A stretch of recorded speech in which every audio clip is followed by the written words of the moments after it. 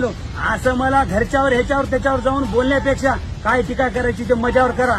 आणि काय बोलताय हरामखोरांनो, कुठं यायचंय ते सांगा. हे धनगराचं लेकरू तुमच्या भर चौकात येऊन थाबूक ठोकून गेल्याशिवाय राहणार नाही. आणि तुम्ही लक्ष्मण हाके सरावर काय बोलता? तुमची लायकी आहे का रे? अजून तुमची अंड्यातून निघाल नाही हरामखोरांनो. काय मला तुम्हाला सांगायचे. आणि जे माझ्या हाके सरावर बोलतायत ना, त्याला बी एक शेवटचं सांगायचे. शेवटचं, दोन शहाणी माणसं बोलताना तुमच्यासारखे आंडू पांडू मध्ये सुद्धा बोलू नये. मला परत एक तुम्हाला सांगायचंय, तुम्ही कोणाचाही नाद करा. अरे लक्ष्मण हाके सर तर लई दूर राहिले. तुम्हाला हे एकटा वागत बस झाला, ताणून मारील ताणून. आणि बोलून नाही दाखीत. 100% तुमचा कार्यक्रम जर नाही केला ना मी, आणि कुठं करायचंय ते फक्त मला सांगा. कुठं यायचंय ते मला सांगा. अरे तुमच्या मायला जीवावर उदार होणारा मी माणूस आहे.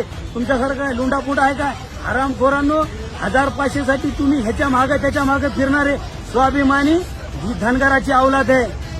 कालही कोणाच्या मागे गेली नाही ना, ह्याच्या पुढे सुद्धा मागे जाणार नाही. आणि समाजासाठी रक्त सुद्धा सांडायची तयारी त्या पवन करवरची आहे. त्याच्यामुळे तुम्ही माया नादी लागू नका. मी लई येडा माणूस आहे, तुम्हाला आताच सांगायलो. एवढ्यानं समजत असेल तर ठीक आहे, नसलं तर तुम्हाला तुमच्या भाषेत सुद्धा उत्तर द्यायची ताकद या पवन करवर मध्ये आहे. जय हिंद, जय महाराष्ट्र, जय ओबीसी.